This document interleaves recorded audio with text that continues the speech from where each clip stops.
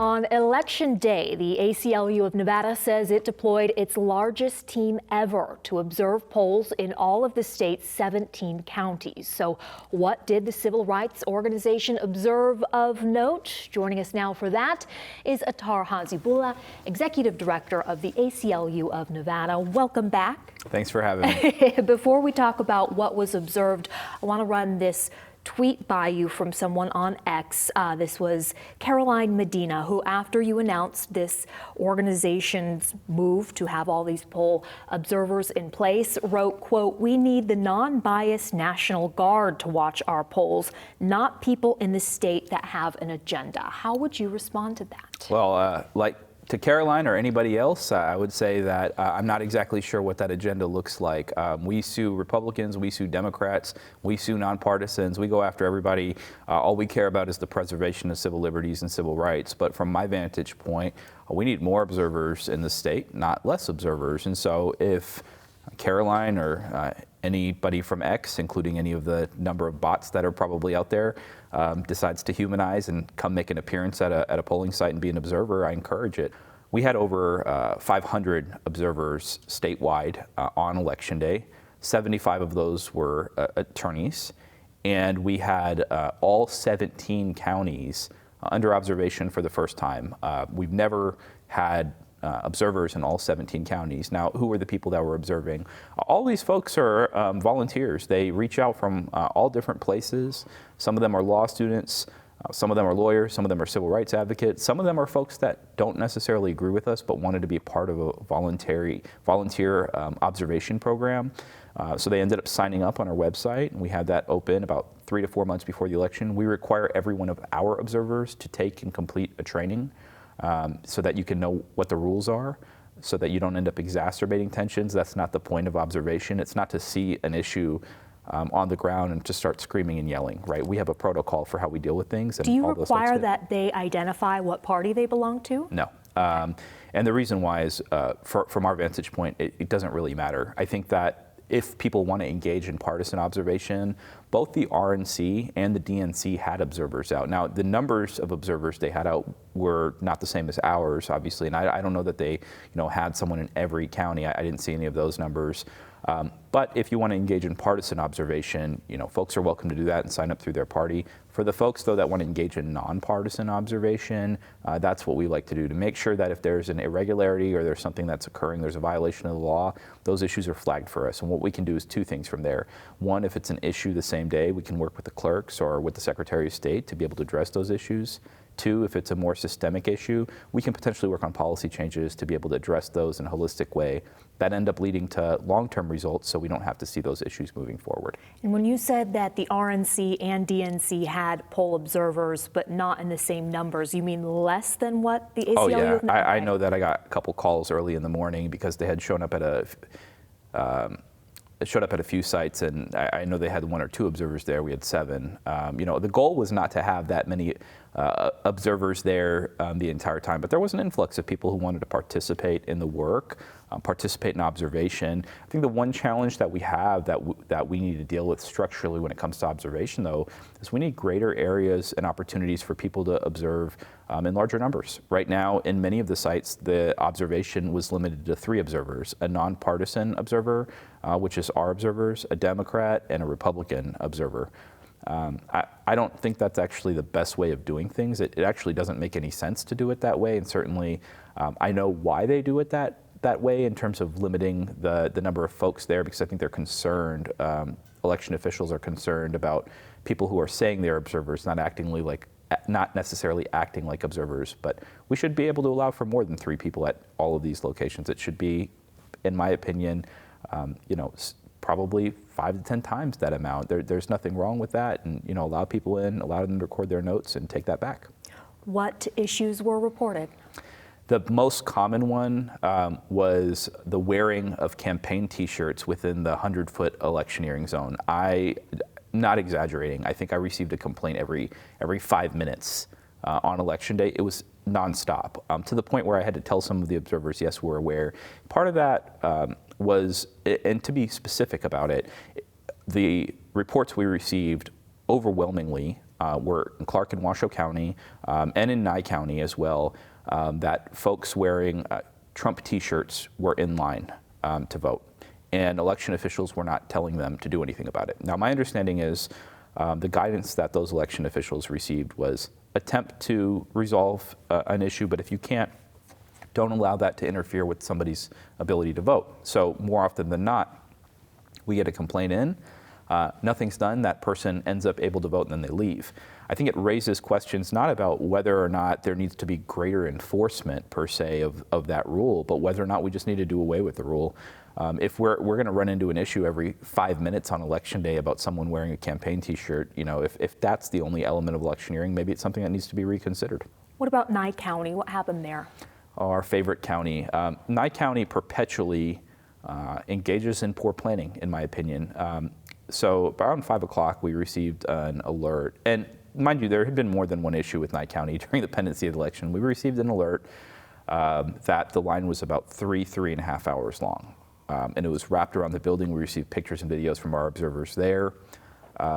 It was moving at a snail's pace, about 2.5 hours, our observers timed from the time somebody entered into the line to the time somebody left.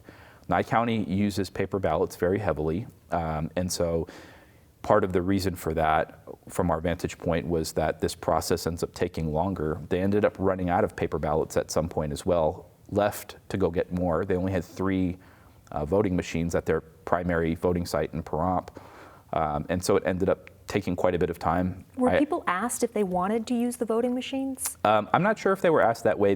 My understanding was you as a voter were the one who would be requesting to use the voting machine because they were so heavily reliant on paper ballots. But my understanding from my conversation subsequently was that part of the reason for the delay was because they were slower in processing same-day voter registrations. And I think that raises additional concerns for us, is that if Clark County and Washoe County are able to expeditiously handle those same-day voter registrations, why does it take so long in a county that's so much smaller? But from our vantage point, if we're talking about speeding things up and getting things done on time, there's multiple ways of doing it. But this notion that that paper ballots are somehow better and more secure than electronic voting machines, I would argue has been dispelled over and over. I think that the majority of Clark County users that ended up voting in person, they were using electronic voting machines. It wasn't some sort of, wide rigging by the Democrats to somehow have Donald Trump ultimately elected president, but certainly here in Nevada, winning Nevada's votes as well. So I don't know that notion carries any weight anymore. I think the Raiders, and I should say Allegiant, had 92 voting machines. Pahrump had 3. Have there been any allegations of voter fraud? Oh, there's always going to be allegations of voter fraud. It's only getting worse. I think if you get on X right now, it's almost extreme. But I think the odd part about this dynamic right now is it's not just coming from the right anymore. It's coming from folks on the left right now as well. I have seen both sides in the last week argue that the election was rigged. I have seen posts from folks who have been viewed as election deniers here in Nevada that have not believed in the veracity of our election system here argue in the last week. Those who are conservatives have argued that the subsequent votes that came in were rigged in favor of Jackie Rosen, and Sam Brown was a victim of election rigging, where most Democrats have responded and said, there's no circumstance in which we would want Donald Trump to be president and Rosen elected to the Senate. It would be flipped if that was the case. And now I've seen it on the left, where there's been significant chatter online and arguments by many to say that Elon Musk and Starlink has flipped votes or results in the other direction. So we're seeing it both ways. I don't know that that's something that's going away. I think certainly there's narratives out there about election fraud, but I think the claims are deeply misguided when we look at actually what the results were. And the momentum behind sort of lack of confidence in our election systems isn't specifically because of the way the election is administered. Well, and we spoke about that off camera. The delay in results does lead some to distrust them, but what you're talking about are people claiming that votes are being flipped. This has nothing to do with mail-in ballots being received after a certain number of days. Yep. Is there any way that the ACLU of Nevada will recommend that this delay in results be aided in any way? Well, look, I think it's important to lay out what the actual facts are. If you hear certain folks talk about this issue, you'd be under the impression that Nevada is last in the nation and we're the only ones without results and we don't have results timely. And in fact, the Arizona Secretary of State put out a list on Friday of all of the states that were still counting ballots, right? And it was more than a dozen.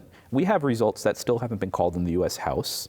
And we're, what, a week out of the election? Mm-hmm. All of our races have been called. So I know that folks want results in a quicker fashion, but I don't know that the timeline is the biggest issue. I think what we are realizing right now is during this cure process, there's a couple issues that I think do take priority ahead of getting results instantly. Primarily because the other element that's associated with it are a lot of the races in Nevada are close. These are races that are decided by a point or less. And so, you know, you run into scenarios where I know folks want things done very, very quick. And really, when folks say it's election day, it's not election results day, part of the reason for that is that's not happening necessarily anywhere in the same fashion. And it's why, you know, a week out, we have undecided House results in a slew of states. We had also talked about the curing of votes, the verification of signatures that is needing to take place. This is happening across the country. Last topic I want to get to is about Esmeralda County. What happened there? And my understanding is that there was one precinct that had 70 votes. Esmeralda is not a large county. I think there's 700 total potential voters there, if my math is correct there. But there's one precinct, I believe, that had about 75 people that were registered to vote. 45 people had already cast a ballot, and Congressional District 4 was actually left off of those ballots. Now, the odd part about that dynamic, and I think the Secretary of State has laid out what their approach is to this, which is to refer it to the U.S. House to make a decision as to whether or not anything needs to be done there. The vote total is not dispositive. It wouldn't change an outcome because the margin is significantly wider.